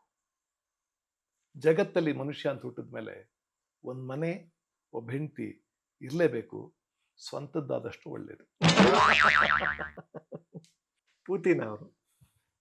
ಪುತಿನ ಪ್ರಸಾರ ಕಾರ್ಯ ಮಾಡಬೇಕು ಅಂತೇಳಿ, ಅವ್ರ ಕಾವ್ಯ ಪ್ರಸಾರ ಮಾಡಬೇಕು ಅಂತೇಳಿ ಸರ್ಕಾರ ನನ್ನನ್ನು ಪುತಿನ ಟ್ರಸ್ಟ್ಗೆ ನೇಮಕ ಮಾಡಿದೆ. ನನಗೆ ಅದೇ ಕೆಲಸ. ಲಘುವಾಗೆಲೆ ಮನ ಹಗುರಾಗೆಲೆ ಮನ, ಲಘುವಾಗೆಲೆ ಮನ ಹಗುರಾಗೆಲೆ ಮನ, ಹಾರು ನನ್ನ ಬಿಟ್ಟು ನೀ ಹಾರಿ ಹರಿಯ ಮುಟ್ಟು. ನನ್ನ ಗಂಟಲು ನೀನಾಗುವೆ ಕಶ್ಮಲ, ನನ್ನ ತೊರೆಯೇ ನೀ ನಿರ್ಮಲ ನಿಷ್ಕಲ, ಹರಿಯೋ ನನ್ನ ಬಿಟ್ಟು ಮುಂಬರಿದು ಹರಿಯ ಮುಟ್ಟು. ಲಘುವಾಗೆಲೆ ಮನ ಲಘುವಾಗೆಲೆ ಮನ, ಗೆಲವಾಗೆಲೆ ಮನ, ಹಾರು ನನ್ನ ಬಿಟ್ಟು ನೀ ಹಾರಿ ಹರಿಯ ಮುಟ್ಟು. ಮನಸ್ಸು ಲಘುವಾಗಬೇಕು, ಹಗುರಾಗಬೇಕು. ತುಂಬಾ ಭಾರ ಮಾಡ್ಕೊಂಡ್ರೆ ಹಾರಕ್ಕಾಗಲ್ಲ. ಮನುಷ್ಯ ಮೇಲ್ ಹೋಗ್ಬೇಕು ಅಂದ್ರೆ less luggage more comfort. If you want to fly, lessen your luggage. ನಾನು, ನನ್ನ ಅಹಂಕಾರ, ನನ್ನ ಪ್ರತಿಷ್ಠೆ, ನನ್ನ ಅಧಿಕಾರ, ನನ್ನ ದುಡ್ಡು, ನನ್ನ ಆಸ್ತಿ, ಇವೆಲ್ಲ ಭಾರ ಹೊತ್ಕೊಂಡ್ರೆ ಮನುಷ್ಯ ಮೇಲೇರಕ್ಕಾಗೋದೇ ಇಲ್ಲ. ಅದ್ಭುತವಾದ ಮಾತು. ಕೆ.ಎಸ್. ನರಸಿಂಹಸ್ವಾಮಿ. ಜೋಯಿಸರ ಹೊಲದೊಳಗೆ ಕುಣಿವ ಕೆಂಗರುವಿನ ಕಣ್ಣಲ್ಲಿ ನಿನ್ನ ಹೆಸರು, ತಾಯ ಮೊಲೆಯಲ್ಲಿ ಕರು ತುಟಿ ಇಟ್ಟು ಚೆಲ್ಲಿಸಿದ ಹಾಲಲ್ಲಿ ನಿನ್ನ ಹೆಸರು, ಹೊಂದಾಳೆ ಹೂವಿನಲ್ಲಿ ಹೊರಟ ಪರಿಮಳದಲ್ಲಿ ಉಯ್ಯಾಲೆ ನಿನ್ನ ಹೆಸರು, ಉಯ್ಯಾಲೆ ನಿನ್ನ ಹೆಸರು. ಹೂಬನದ ಬಿಸಿಲಲ್ಲಿ ನರ್ತಿಸುವ ನವಿಲಿನ ದನಿಯಲ್ಲಿ ನಿನ್ನ ಹೆಸರು, ಮರೆತಾಗ ತುಟಿಗೆ ಬಾರದೆ ಮೋಡ ಮರೆಯಿರಲು ಬೆಳದಿಂಗಳೋ ನಿನ್ನ ಹೆಸರು, ನೆನೆದಾಗ ಕಣ್ಣ ಮುಂದೆಲ್ಲ ಹುಣ್ಣಿಮೆಯ ಬಾಣ ನಿನ್ನ ಹೆಸರು. ನಿಸಾರ್ ಅಹಮದ್.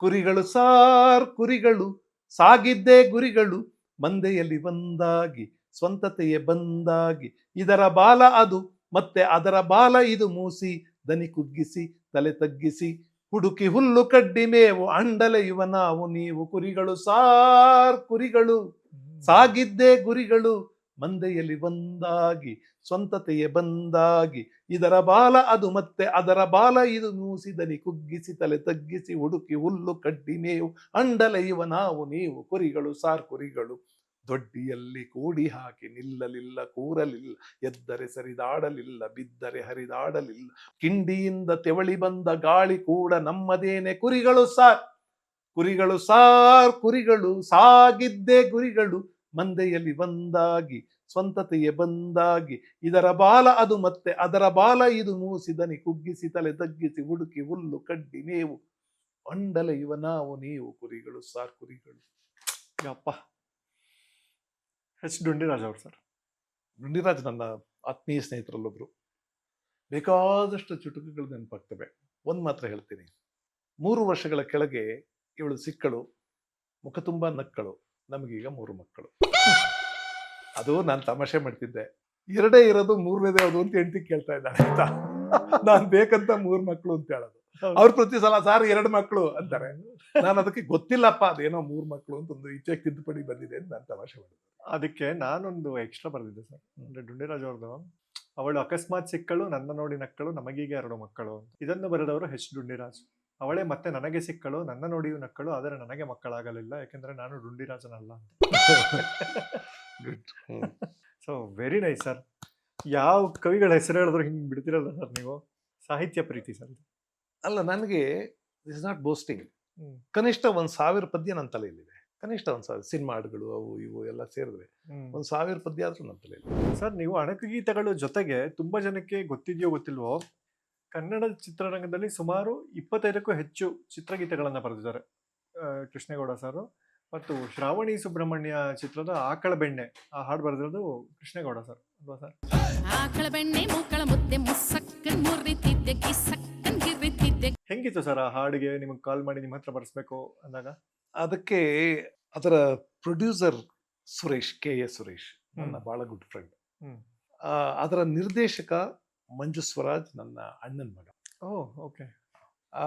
ಅವರಿಬ್ರು ಪ್ಲಾನ್ ಮಾಡ್ಕೊಂಡಿದ್ರು ನನ್ನ ಕೈಲಿ ಹಾಡು ಬರೆಸ್ಬೇಕು ಅಂತ. ನಾನು ಅವರೇ ಹೇಳಿದ್ರು, ನೀವೇ ಯಾವ್ದಾದ್ರು ಒಂದು ಟ್ಯೂನ್ ಕೊಡಿ. ಒಂದು ಫೋಕ್ ಟ್ಯೂನು, ಒಬ್ಬಳು ಹೆಣ್ಮಗಳು ಹಾಡೋ ಸಿಚುವೇಶನ್ ಈ ಥರದ್ದು, ಅದಕ್ಕೊಂದು ಟ್ಯೂನ್ ಕೊಡಿ ಅಂತ. ನಾನು ಅವಾಗ ಒಂದು 2-3 ಟ್ಯೂನ್ಗಳನ್ನ ಹೇಳಿದ ನೆನಪು. ಅದರಲ್ಲಿ ಇದೊಂದು ಟ್ಯೂನ್, ಆಕಳ ಬೆಣ್ಣೆ ಮೂಕಳ ಮುದ್ದೆ ಮುಸ್ಸಕ್ನೆ ಮುರಿತಿದ್ದೆ ಗಿಸಕ್ನೆ ಗಿರಿತಿದ್ದೆ. ಗಲಗಲ ಗೆಜ್ಜೆ ಸಪ್ಪಳದಂಗೆ ತನ್ನಕ್ಕ ತನ್ನಕ್ಕ ತಕ್ಕ ತಾಳಕ್ಕೆ ಕುಣಿಯುವ ಹುಡುಗಿ ಈ ಅಂತ. ಬೆಡಗಿ. ಇದು ಡ್ಯಾನ್ಸಿಗೆ ಬಹಳ ಚೆನ್ನಾಗಿದೆ ಅಂತ ಅನ್ನಿಸ್ತು. ಆಮೇಲೆ ಹರಿಕೃಷ್ಣ ಅದರ ಮ್ಯೂಸಿಕ್ ಡೈರೆಕ್ಟರ್, ಅವರು ಮಾತಾಡಿದ್ರು ನನ್ನ ಹತ್ರ. ಮಾತಾಡಿದಾಗ ನನಗೆ ಹೇಳಿದ್ರು, ನನಗೆ ಆಕಳ ಬೆಣ್ಣೆ ಮೂಕಳ ಮುದ್ದೆ ಮಾತ್ರ ಇರ್ಬೇಕು ಸರ್, ನೀವೇನಾದ್ರೂ ಚೇಂಜ್ ಮಾಡ್ಕೊಳ್ಳಿ. ಈಗ ನೀವು ಮೊದಲು ಹೇಳಿದಿರಲ್ಲ, ಅದರಲ್ಲಿ ಆಕಳ ಬೆಣ್ಣೆ ಮೂಕಳ ಮುದ್ದೆ ಅಂತ ಶುರು ಆಗಬೇಕು. ನನಗೆ ಅದು ಕಿವಿಗೆ ಹೊಸದಾಗಿ ಕೇಳಿಸ್ತಾ ಇದೆ, ಅದಿರಬೇಕು ಅಂತಂದ್ರು. ಆಯ್ತು ಅಂತ ಹೇಳಿ ಅದ್ರ ಮೇಲೆ ಹಾಡು ಬರೆದೆ. ಸುರೇಶ್ ಬಂದರು ಮೈಸೂರಿಗೆ. ಬಂದು ದಾಸ್ ಪ್ರಕಾಶ್ ಹೋಟೆಲ್ನಲ್ಲಿ ನಾವು ರೂಮ್ ಮಾಡ್ಕೊಂಡ್ವಿ. ಸರ್, ನಾನು ಇವತ್ತಿರ್ತೀನಿ, ನಾಳೆ ಬೆಂಗಳೂರಿಗೆ ಹೋಗ್ಬೇಕು, ಇವತ್ತು ಸಂಜೆ ನನಗೆ ಹಾಡಬೇಕು ಸರ್ ಅಂತ. ಬಿಲೀವ್ ಮೀ, ನಾವೊಂದು 5-5:30 ಹಾಡು ಬರೆಯೋ ಕೂತ್ಕೊಂಡು 8:00 ಹಾಡು ಬರೆದಾಗಿತ್ತು. ಹಾಡು ಬರೆದು ಮುಗಿಸಿ ಊಟಕ್ಕೆ ಹೋದ್ವಿ. ಇಬ್ರು ಊಟ ಮಾಡಿದ್ವಿ. ಸುರೇಶ್ ಬಹಳ ಖುಷಿಯಾಗಿದ್ರು. ಆಮೇಲೆ ತಕ್ಷಣನೇ ಹರಿಕೃಷ್ಣ ಅವ್ರಿಗೆ ಹಾಡನ್ನು ಕಳಿಸಿದ್ವಿ. ಅವರು ಬಹಳ ಖುಷಿಯಾಗಿದ್ರು. ಅದಾದ ಒಂದು 15-20 ದಿವಸದಲ್ಲಿ ಅದರ ಟ್ರ್ಯಾಕ್ ಎಲ್ಲ ಹಾಡಿಸಿ ಮ್ಯೂಸಿಕ್ ಎಲ್ಲ ಮಾಡಿ ಕಳಿಸಿದ್ರು. ನಮ್ಗೆ ಸಂತೋಷ ಆಯಿತು. ಆಮೇಲೆ ಇನ್ನು ಉಳಿದದ್ದು ಇತಿಹಾಸ. ತುಂಬಾ ತುಂಬಾ ಪಾಪ್ಯುಲರ್ ಆಯ್ತು ಆ ಹಾಡು. ಮಂಜುಳಾ ಗುರುರಾಜ್ ಅವರ ಹಾಡು. ಮಂಜುಳಾ ಗುರುರಾಜ್ ಹಾಡಿದ್ದು. ಮಂಜುಳಾ ಗುರುರಾಜ್ ಹಾಡುವಾಗ ನಾನೇ ಇದ್ದೆ ಅಲ್ಲಿ, ನಾನೇ ಹೋಗಿದ್ದೆ. ನನ್ನ ಆಯ್ಕೆ ಕೂಡ ಮಂಜುಳಾ ಗುರುರಾಜ್ ಆಗಿತ್ತು. ಆ ಹಾಡಿಗೆ ನ್ಯಾಯ ಸಲ್ಲಿಸ್ಬೇಕಾದ್ರೆ ಅವರೇ ಆಗಬೇಕು ಅಂತ ಅನ್ಸುತ್ತೆ ನಾನು. ಮಂಜುಳಾ ಗುರುರಾಜ್ ಹಾಡಿದ್ರು. ಆಮೇಲೆ ಅವರ ಎಕ್ಸ್ಪ್ರೆಷನ್ಸ್ ಅಂತ ಒಂದು ಎಕ್ಸ್ಪ್ರೆಷನ್ ಕೊಡ್ತಾರೆ.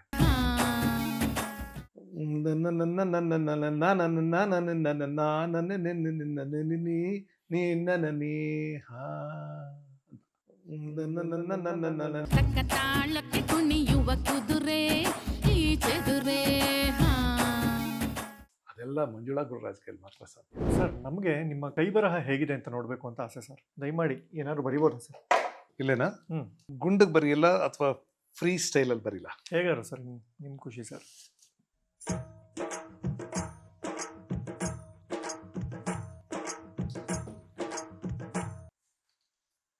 ಸಿರಿಗನ್ನಡಂ ಗೆಲ್ಗೆ. ಕನ್ನಡ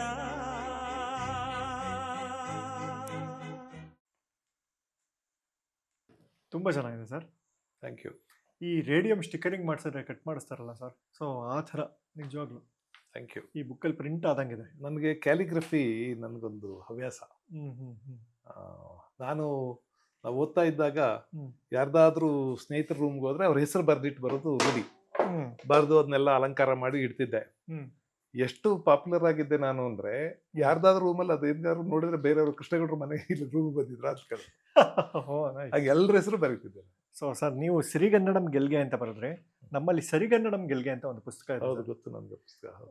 ಇದು ತಪ್ಪಾಗೋದು ದೊಡ್ಡ ವಿಷಯ ಅಲ್ಲ, ತಿತ್ಕೊಳ್ಳೋದು ಸಣ್ಣ ವಿಷಯನೂ ಅಲ್ಲ ಅಂತ ಹೌದು. ರಘು ಅಪಾರ ಅವ್ರು ಬರೆದಿರುವಂತಹ ಹೌದು, ಪುಸ್ತಕ ಇದು. ಹೌದು, ಹೌದು.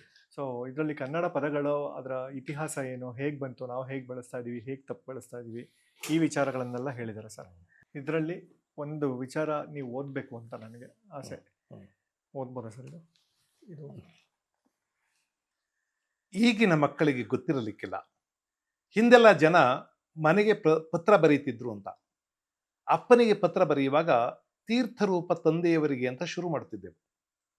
ತಂದೆ ಸಮಾನರಾದ ಹಿರಿಯರಿಗೆ ತೀರ್ಥರೂಪ ಸಮಾನರಾದ ಅಂತ ಬರೆಯುತ್ತಿದ್ದೆವು. ತೀರ್ಥ ಅಂದ್ರೆ ಗುಡಿಯಲ್ಲಿ ಪೂಜಾರಿಗಳು ಕೊಡೋದು, ಅದು ವಿಗ್ರಹಗಳನ್ನು ತೊಳೆದ ನೀರು, ಹಾಗಾಗಿ ಅದು ಪವಿತ್ರ ಅನ್ನುವ ನಂಬಿಕೆ. ಅದೇ ರೀತಿ ಪವಿತ್ರವಾದ ನದಿ ಸರೋವರಗಳ ನೀರನ್ನು ತೀರ್ಥ ಅಂತೀವಿ. ತೀರ್ಥಯಾತ್ರೆ ಅಂದ್ರೆ ಅಂಥ ನದಿಗಳಿಗೆ ಹೋಗೋದು. ಆದರೆ ಈ ತೀರ್ಥಕ್ಕೂ ತಂದೆಗೂ ಏನು ಸಂಬಂಧ? ತೀರ್ಥ ಪವಿತ್ರ ಅಂತ ಆದಮೇಲೆ ಪವಿತ್ರವಾದುದೆಲ್ಲವೂ ತೀರ್ಥ ಅಂತಲೂ ಆಗುತ್ತಲ್ವಾ? ಹಾಗೆ ಗುರುಗಳು ಸನ್ಯಾಸಿಗಳು ತೀರ್ಥಪಾದರಾದರು. ತಂದೆಯೂ ನಮ್ಮ ಮೊದಲ ಗುರುವಲ್ಲವೇ, ಅದಕ್ಕೆ ಅಪ್ಪನೂ ತೀರ್ಥರೂಪರಾದದ್ದು. ಈಚೆಗೆ ಸರಾಯಿಗೂ ತೀರ್ಥ ಅಂತಾರೆ, ಕುಡಿದವರನ್ನು ವ್ಯಂಗ್ಯವಾಗಿ ತೀರ್ಥರೂಪ ಅಂತಾರೆ. ಆದರೆ ಅದು ಈ ಪಾಠದ ಮಿತಿಗೆ ಬರಲ್ಲ ಬಿಡಿ. ಇದು ಸರ್ ಸರಿಗನ್ನಡಂ ಗೆಲ್ಗೆ ಅಂತ ಈ ಗೊತ್ತು. ಪುಸ್ತಕ ತಮಗಾಗಿ. Thank you. ಸೊ ನೀವು ಕನ್ನಡನ ಬರೀ ಕರ್ನಾಟಕದ ಅಷ್ಟೇ ಅಲ್ಲ, ದೇಶ ವಿದೇಶಗಳಲ್ಲೂ ನಿಮ್ಮ ಕಾರ್ಯಕ್ರಮಗಳ ಮೂಲಕ ಕನ್ನಡನ ಸಾರ್ತಾ ಇದ್ದೀರಿ ಸರ್. ನಿಮಗೆ ಅನೇಕ ಅಭಿಮಾನಿಗಳಿದ್ದಾರೆ. ಹಾಗಾಗಿ ನಿಮಗೆ ಈ ಪುಸ್ತಕ ಆಲ್ರೆಡಿ ಗೊತ್ತಿರುತ್ತೆ, ಬಟ್ ನಮ್ಮ ಕಾರ್ಯಕ್ರಮದ ಮೂಲಕ ಮತ್ತೊಮ್ಮೆ ಕೊಡಬೇಕು ಅಂತ. Thank you. ಸರ್, ಮದುವೆ ವಿಚಾರ ತುಂಬ ಮಾತಾಡಿದ್ರಿ. ನಿಮ್ಮ ಈ ಮದುವೆ ಅಂದರೆ ಒಂದು ಸಂಸ್ಕಾರ, ಅದಕ್ಕೆ ಒಂದು ಟ್ರೆಡಿಷನ್ನು ಮತ್ತು ಒಂದು ಕಲ್ಚರ್ ಇರುತ್ತೆ, ಜೊತೆಗೆ ಸಂಪ್ರದಾಯಗಳಿರುತ್ತೆ, ಒಳ್ಳೊಳ್ಳೆ ಕಾಸ್ಟ್ಯೂಮ್ಗಳಿರುತ್ತೆ. ಸೊ ಮದುವೆ ವಿಚಾರವನ್ನು ತುಂಬ ಜನರಿಗೆ ಮನದಟ್ಟಾಗುವಂಗೆ ಹೇಳಿದ್ರಿ. ಒಳ್ಳೆ ವಿಚಾರ ಆಗಿರ್ಬೋದು, ಅದರಲ್ಲಿರುವಂಥ ಹಾಸ್ಯ ಆಗಿರ್ಬೋದು. ಸೊ ಹಾಗಾಗಿ ನಿಮಗೆ ಸುದರ್ಶನ್ ಸಿಲ್ಕ್ಸ್ ಅವರು ಒಂದು ಚಿಕ್ಕ ಉಡುಗೊರೆ ಕೊಟ್ಟಿದ್ದಾರೆ ಸರ್. ಕೃಷ್ಣೇಗೌಡರು ಕೊಟ್ಬಿಡಿ, ಅವ್ರು ಈ ಪಂಚಲ್ಲಿ ತುಂಬ ಚೆನ್ನಾಗಿ ಕಾಣ್ತಾರೆ ಅಂತ. Thank you. ಸುದರ್ಶನ್ ಸಿಲ್ಕ್ಸ್ ಚಿಕ್ಕಪೇಟೆಯಲ್ಲಿದೆ ಸರ್ ಇದು. ಸುದರ್ಶನ್ ಸಿಲ್ಕ್ಸ್ ಮತ್ತು ಜ್ಯುವೆಲ್ಲರ್ಸ್ ಅಂತ. ಹೌದೌದು, ಸೊ ಹೌದು. ತೋರ್ಸೋಣ ನನ್ಗೆ ಏನು ಕೊಟ್ಟಿದ್ದಾರೆ ಅಂತ. ನೋಡಿ ಸರ್.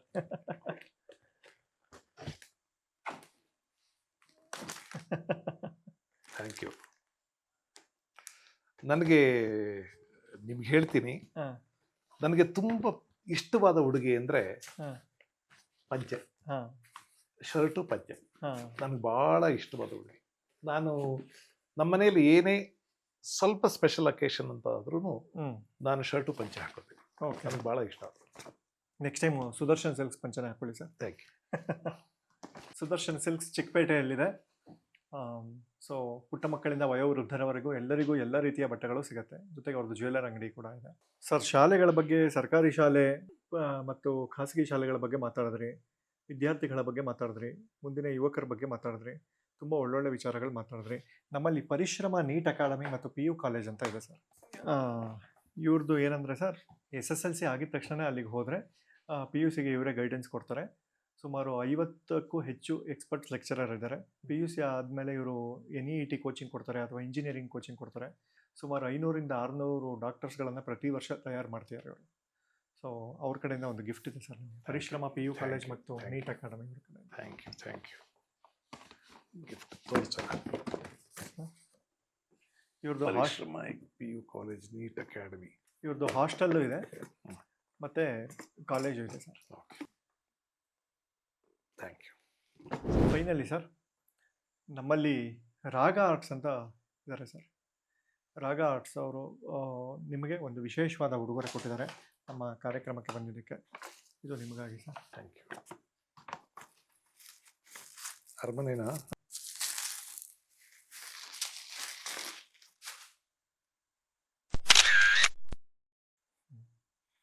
ಮೈಸೂರು ಅರಮನೆ. ಜಯನಗರ್, HSR ಲೇಔಟ್ ಮತ್ತು ಸದಾಶಿವ ನಗರಲ್ಲಿದ್ದಾರೆ. ಅವರು 50 ರೂಪಾಯಿಂದ 15 ಲಕ್ಷ ರೂಪಾಯಿವರೆಗೂ ಐಟಮ್ಸ್ ಇದೆ sir. Thanjavur paintings, brass items, ಟೀಕುಡ್ furnitures ಇದೆಲ್ಲ ಇದೆ. ಅವರು ನಿಮಗೆ ಗಿಫ್ಟ್ ಕೊಟ್ಟರು. ಎಸ್ಪೆಷಲಿ ನೀವು ಅಂದರೆ ಕಲ್ಚರ್ ಅಂತಾರೆ ಅವರು. ಕೃಷ್ಣೇಗೌಡರು ಅಂದರೆ ಕಲ್ಚರು. ಅವರು ಈ ಸ್ಮರಣಿಕೆಗಳನ್ನೆಲ್ಲ ಮಾಡ್ತಾರೆ, ಮೆಮೆಂಟೋಸ್ ಎಲ್ಲ ಮಾಡ್ತಾರೆ. ಹಾ. ಸೊ ಅವ್ರಿಗೆ ನಿಮಗೆ ಅಂತ ಕೊಟ್ಟಿದ್ದೆ, ಎಸ್ಪೆಷಲಿ ಮೈಸೂರಿಗೂ ನಿಮಗೂ ಹತ್ತಿರ. Thank you. ಹಾಗಾಗಿ ಒಟ್ಟಾರೆ ತುಂಬ ಖುಷಿ ಆಯಿತು ಸರ್, ನೀವು ನಮ್ಮ ಕ್ಲಿನಿಕ್ಗೆ ಬರೋದಕ್ಕೆ ಒಪ್ಕೊಂಡಿದ್ದಕ್ಕೆ ತುಂಬ ಖುಷಿ ಆಯಿತು. ನಮ್ಮ ಚಾನಲ್ ನೋಡಿದ್ದೀರಾ ಅಂದರೆ ಅದು ಇನ್ನೂ ತುಂಬ ಖುಷಿ ಆಯಿತು. ಅದೇ ನನಗೂ ಇಂದು ನಾಗರಾಜ್ ಲಕ್ಷ್ಮೀ ನಾಗರಾಜ್ ಅವರ ಎಪಿಸೋಡ್ ಆದಮೇಲೆ ನೀವು ಅದನ್ನ ನೋಡಿದ್ದೀರಾ ಅಂದಾಗ ಭಾಳ ಖುಷಿ ಆಗುತ್ತೆ ನನಗೆ. ಥ್ಯಾಂಕ್ ಯು ಕೀರ್ತಿ. ನಾನು ಒಂದು ವಿಷಯದಲ್ಲಿ ಸ್ವಲ್ಪ ಸಂಕೋಚದವನು. ಹ್ಮ್. ಸಾರ್ವಜನಿಕವಾಗಿ ಈಗ ಸಂಕೋಚ ಮರೆಯಾಗ್ತಾ ಇದೆ ಅಂತ ನಾನು ಭಾಳ ಸಲ ಹೇಳ್ತಿರ್ತೀನಿ. ನಮ್ಮ ಬಗ್ಗೆ ನಾವು ಏನಾದರೂ ಹೇಳ್ಕೊಳ್ಳೋದಕ್ಕೆ ಸಂಕೋಚ ಪಡಬೇಕು ಅಂತ. ಯಾರೋ ಒಬ್ಬರು ಮೈಸೂರಿನಲ್ಲಿ ಒಬ್ಬರು ಸ್ಕಾಲರ್ ಇದ್ದಾರೆ, ಅವ್ರ ಬಗ್ಗೆ ಎಲ್ಲ ಹೇಳೋದು ಏನಂದ್ರೆ ತುಂಬ ಸಂಕೋಚ ಮನುಷ್ಯ, ತುಂಬ ಸಂಕೋಚ ಮನುಷ್ಯ, ತುಂಬ ಸಂಕೋಚ ಮನುಷ್ಯ ಅಂತ. ನಾನು ಅವ್ರ ಬಗ್ಗೆ ಒಂದು ಲೇಖನ ಬರೆದೆ, ಅದರಲ್ಲಿ ಹೇಳಿದೆ, ಯಾವ ಕಾರಣಕ್ಕೆ ನಾವು ಅವರನ್ನು ಗೌರವಿಸುತ್ತೀವೋ ಅದನ್ನ ನೀವು ಅವ್ರದ್ದೊಂದು ಅವಗುಣ ಅಂತ ಬರಿಬೇಡಿ ಅಂತ. ಅವ್ರಿಗೆ ಸಂಕೋಚ ಇದೆ ಅಂತಾನೆ ದೊಡ್ಡವರಾಗಿರೋದು. ನಮ್ಗೆ ಎಷ್ಟೋ ಜನಗಳು ನೋಡಿದಾಗ ಅವ್ರು ನಿಸ್ಸಂಕೋಚವಾಗಿರ್ತಾರಲ್ಲ, ತನ್ನ ಬಗ್ಗೆ ತುಂಬ ಹೇಳ್ಕೊತಾರಲ್ಲ ಅಂತ ಅನ್ಸುತ್ತೆ. ನನಗೆ ಒಂದು ಈ ತರಹದ ಒಂದು ಸಂಚಿಕೆಯಲ್ಲಿ ನನ್ನ ಬಗ್ಗೆನೇ ಜಾಸ್ತಿ ಕೇಳ್ಬಿಟ್ರೆ ನನಗೆ ಸ್ವಲ್ಪ ಸಂಕೋಚ ಆಗ್ತಿತ್ತು. ಆದರೆ ನೀವು ಆ ಸಂಕೋಚ ಆಗದಂಗೆ ಮಾಡಿದ್ರಿ. ನಮ್ಮನ್ನು ನಾವೇ ತೆರೆದಿಟ್ಕೊಳ್ಳೋದು, ನಮ್ಮ ಬಗ್ಗೆ ನಾವೇ ಹೇಳ್ಕೊಳ್ಳೋದು, ಆಮೇಲೆ ನಮ್ಮನ್ನು ನಾವು ಹೊಗಳಿಸ್ಕೊಳ್ಳೋದು, ಇವೆಲ್ಲ ಸೂಕ್ಷ್ಮವಾಗಿರುವ ಮನುಷ್ಯನಿಗೆ ತುಂಬ ಇಷ್ಟ ಆಗಬಾರ್ದು. ಇದೊಂಥರ ನಮ್ಮ ಮೈ ನಾವೇ ಕೆರ್ಕೊಂಡಂಗೆ, ಅದೊಂಥರ ಆನಂದ ಕೊಡ್ತಾ ಇರ್ತದಲ್ಲ, ಹಾಗೆ ಆ ಥರ ಆನಂದ ಪಡಬಾರ್ದು. ಸಾಧ್ಯವಾದಷ್ಟು ನಾವು ಒಂದು ಸಾರ್ವಜನಿಕ ಸಂಕೋಚವನ್ನು ಲಜ್ಜೆಯನ್ನು ಇಟ್ಕೋಬೇಕು. ಅದರಿಂದ ನಿಮಗೆ ನಾನು ಥ್ಯಾಂಕ್ಸ್ ಹೇಳಬೇಕು, ಯಾಕೆಂದರೆ ನನ್ನ ಬಗ್ಗೆನೇ ನಾನು ತುಂಬ ಹೇಳ್ಕೊಳ್ಳೋಕ್ಕೆ ಬಿಡಲಿಲ್ಲ ನೀವು. ಆಮೇಲೆ ನಮಗೂ ಒಂದು ವೀಕ್ನೆಸ್ ಇರುತ್ತೆ ಅಂತ ಕಾಣಿಸ್ತದೆ, ಹೇಳೋಕೆ ಶುರು ಮಾಡಿಬಿಟ್ಟು ಹೇಳ್ಬಿಡ್ತೀವಿ. ಅಲ್ಲಿಗೆ ಹೋಗದ ಹಾಗೆ ಇದನ್ನು ಆರಾಮಾಗಿ ಕೂತ್ಕೊಂಡು ಲೋಕಾಭಿರಾಮವಾಗಿ ಮಾತಾಡ್ದಂಗೆ ಮಾಡಿದ್ರಿ. ಸಂತೋಷ ಆಗಿದೆ. Thank you. ಇಲ್ಲ ಸರ್, ನಿಮ್ಮ ಬಗ್ಗೆ ನೀವು ಹೇಳ್ಕೊಳ್ಳೋದಕ್ಕೆ ತುಂಬ ಜನಕ್ಕೆ ಗೊತ್ತು ಸರ್. ನೀವು ಅಷ್ಟು ಸಾಧನೆ ಮಾಡಿಬಿಟ್ಟಿದ್ದೀರ. ನಿಮ್ಮ ಸಾಧನೆ ಸಣ್ಣದು ನಿಜವಾಗ್ಲೂ ಅಲ್ಲ. ನಿಮಗೆ ನಮ್ಮ ಆ್ಯಕ್ಚುಲಿ ಕರ್ನಾಟಕದಲ್ಲಿ ರಾಜ್ಯ ಪ್ರಶಸ್ತಿ ಕೊಟ್ಟಾಗಿದೆ ಆಲ್ರೆಡಿ. ಆದರೂ ಇನ್ನೂ ಯಾವ್ಯಾವ ದೊಡ್ಡ ಪ್ರಶಸ್ತಿಗಳಿದೆಯೋ ಅದೆಲ್ಲವೂ ನಿಮ್ಗೆ ಲಭಿಸ್ಬೇಕು ಸರ್. ನಮ್ಮ ಕನ್ನಡವನ್ನು ನೀವು ಬರೀ ದೇಶ ವಿದೇಶಗಳಲ್ಲಿ ಹಂಚ್ತಾ ಇದ್ದೀರಾ. ಆ್ಯಂಡ್ ನೀವು ಇವತ್ತು ಹೇಳಿದ್ದು ಎಷ್ಟೊಂದು ಕಡೆ ಹೇಳಿರ್ಬೋದು, ಆದರೂ ಫ್ರೆಶ್ ಆಗಿ ನಗ್ತಾರೆ ಸರ್ ಜನ. ಹೌದು, ಅದು ನಿಮ್ಮ ಮಾತಿಗಿರೋ ತಾಕತ್ತು. ನಿಮ್ಮದನ್ನೇ ನಾನು ಇಮಿಟೇಟ್ ಮಾಡ್ತೀನಿ ಅಂದ್ರೆ ಆಗಲ್ಲ ಸರ್. ಹೌದು, ಹೌದು, ಹೌದು. ಅದು ತುಂಬ ಕಷ್ಟ. ಸೊ ಹಾಗಾಗಿ ನಮ್ಮ ಚಾನಲ್ಗೆ ಮಾತಾಡೋದಕ್ಕೆ ಬಂದು ಒಪ್ಕೊಂಡು ನೀವು ಸ್ಟಾರ್ಟಿಂಗಲ್ಲಿ ಒಂದು ಮಾತು ಹೇಳಿದ್ರೆ ತುಂಬ ಇಷ್ಟ ಆಯ್ತು ನನಗೆ. ಇದು ಜನ ನೋಡಲಿ ಅಂತ ಮಾತಾಡ್ತಿಲ್ಲ, ನಿಮ್ಮ ಜೊತೆ ಮಾತಾಡಬೇಕು ಅಂತ ಅನ್ನಿಸ್ತು. ಹೌದು, ಅದು ನಿಜವಾಗ್ಲೂ ಖುಷಿ ಆಯ್ತು ಸರ್ ನನಗೆ. ನಾನು ನಿಮ್ಮ ಈ ಹಿಂದಿನ ಕಾರ್ಯಕ್ರಮಗಳನ್ನು ನೋಡಿ ಹಾ. ನಿಮ್ಮ ಜೊತೆ ಮಾತಾಡಬೇಕು ಅಂತ ಅನ್ಕೊಂಡೆ. ಹಾ. ನಾನು ನಿಮ್ಮ ಜೊತೆ ಮಾತಾಡಬೇಕು, ಅದನ್ನ ನಾಡಿನ ಜನ ಎಲ್ಲ ನೋಡಬೇಕು ಅನ್ನೋ ಆಸೆ ಏನಿಲ್ಲ ನನಗೆ. ನಿಮ್ಮ ಜೊತೆ ಮಾತಾಡಬೇಕು ಅಂತ ಅಷ್ಟೇ ಇಷ್ಟ. ಅಯ್ಯೋ, ಅದನ್ನ ಬೇಕಾದ್ರೆ ನೀವು ತೋರಿಸಿ, ಅದು ಬೇರೆ. ಅದು ನಿಮ್ಮ ಜೊತೆ ಮಾತಾಡಬೇಕು ಅನ್ನೋದಷ್ಟೇ ನನ್ನ ಇಷ್ಟ. ಹಾಂ ಹಾಂ ಹಾಂ. ಯಾವಾಗಲೂ ಮಾತಿಗೆ ಇನ್ಯಾರೋ ಅದನ್ನ ನೋಡ್ಬೇಕು ಅನ್ನೋ ಆಸೆ ಇಟ್ಕೊಂಡು ಮಾತಾಡ್ಬಾರ್ದು ನಾವು. ನಮ್ಮ ಖುಷಿಗೆ ನಾವು ಮಾತಾಡ್ಬೇಕಷ್ಟೇ. ಹೌದು, ನಮ್ಮ ಸಂತೋಷಕ್ಕೆ ನಾವು ಮಾತಾಡಬೇಕು. ಜನ ನೋಡ್ಲಿ ಅಂತ ಮಾತಾಡಿದ ದಿವಸ ನಾನು ಫೇಲ್ಯೂರ್ ಆಗ್ಬಿಡ್ತೀನಿ. ಹೌದು ಹೌದು ಹೌದು. ಸೊ ಅದು ನಿಜವಾಗ್ಲೂ ಖುಷಿ ಆಯಿತು. ನಿಮ್ಮ ಈ ಕನ್ನಡ ಪ್ರೀತಿ, ಕನ್ನಡ ಸೇವೆ ಹೀಗೆ ಮುಂದುವರಿಲಿ ಸರ್. ನಮ್ಮ ಕರ್ನಾಟಕಕ್ಕೆ ಒಂದು ಮಾದರಿ ಸರ್ ನೀವು. Thank you Keerthi. Thank thank you, you. Thank you so much sir. ಇದೆಲ್ಲ ನಿಮ್ಮ ಕಣ್ಣು ನನ್ನನ್ನು ದೊಡ್ಡದಾಗಿ ನೋಡ್ತಿದೆ ಅಂತ ಅನ್ಕೋತಿದ್ದೀನಿ, ನಿಮ್ಮ ಮನಸ್ಸು ನನ್ನನ್ನು ದೊಡ್ಡದಾಗಿ ಗ್ರಹಿಸಿದೆ ಅಂತ ಅನ್ಕೋತಿದ್ದೀನಿ. ನಾನೇ ದೊಡ್ಡವನು ಅಂದ ದಿವಸ ನಾನು ನಾಶವಾಗ್ತೀನಿ. ನಮಸ್ಕಾರ. ನಾನು ಆದಷ್ಟು ನೀವು ಬೇರೆ ಕಡೆ ಹೇಳಿಲ್ಲದೆ ಇರೋದನ್ನ ಹೇಳಿಸೋ ಪ್ರಯತ್ನ ಮಾಡಿದೆ, ಬಟ್ ಕೆಲವೊಂದು ಹೇಳಿಸ್ಲೇಬೇಕಾದ ಅನಿವಾರ್ಯತೆ. ಯಾಕಂದ್ರೆ ಅದನ್ನು ನೀವು ಎಷ್ಟು ಸಲ ಹೇಳಿದ್ರು ಜನ ಕೇಳ್ತಾರೆ. ಹಾಗಾಗಿ ಕೆಲವೊಂದನ್ನು ಅವಾಯ್ಡ್ ಮಾಡಿ ನಮ್ಮ ಚಾನಲ್ನಲ್ಲಿರೋ ಕೆಲವೊಂದು ಫನ್ ಸೆಗ್ಮೆಂಟ್ಸ್ಗಳನ್ನು ಇಲ್ಲಿ ಅಳವಡಿಸೋ ಪ್ರಯತ್ನ ಮಾಡಿದೆ. ಅದೆಲ್ಲದಕ್ಕೂ ನನ್ನ ನಿರೀಕ್ಷೆಗೂ ಮೀರಿ ಹಾಸ್ಯ ರೂಪದಲ್ಲಿ ಉತ್ತರ ಕೊಟ್ಟರೆ ನೀವು, ಅದು ತುಂಬ ಖುಷಿ ಆಯ್ತು. Thank you so much sir. ನಮಸ್ಕಾರ. ಇದಾಗಿತ್ತು ನಮ್ಮ ಪ್ರೊಫೆಸರ್ ಕೃಷ್ಣೇಗೌಡರ ಜೊತೆ ಒಂದು ಸಣ್ಣ ಮಾತುಕತೆ, ಹರಟೆ ಅಂತನಾದರೂ ಕರಿಬಹುದು ಅಥವಾ ಮಾತುಕತೆ ಅಂತನಾದರೂ ಕರಿಬಹುದು. ನಿಮ್ಗೆ ಹೇಗೆ ಅನ್ನಿಸ್ತು ಕಮೆಂಟ್ ಮಾಡಿ. Thank you so much Keerthi ENT clinic visit ಮಾಡಿದ್ದಕ್ಕೆ. ಕೀರ್ತಿ ENT ಕ್ಲಿನಿಕ್ ವಿಸಿಟ್ ಮಾಡ್ತೀರಿ. ENT ಕಿವಿ ಮೂಗು ಗಂಟ್ಲು ಮಾತ್ರ ಅಲ್ಲ, ENT ಎಂಟರ್ಟೈನ್ಮೆಂಟ್ನ ಅಬ್ರಿವಿಯೇಟೆಡ್ ಫಾರ್ಮ್ ಮಾತ್ರ ಅಲ್ಲ. ENT ಕ್ಲಿನಿಕ್ ಹೋಗ್ತಾ ಇರಬೇಕು, ಆವಾಗ ಹೋಗ್ತಾ ಇರಬೇಕು. ಮನಸ್ಸು ಒಳ್ಳೆಯದು. ನಮಸ್ಕಾರ. ಕೀರ್ತಿ ENT ಕ್ಲಿನಿಕ್ ವಿಸಿಟ್ ಮಾಡ್ತಿರೇ, ಮನಸ್ಸುಗೊಳ್ಳೆದು.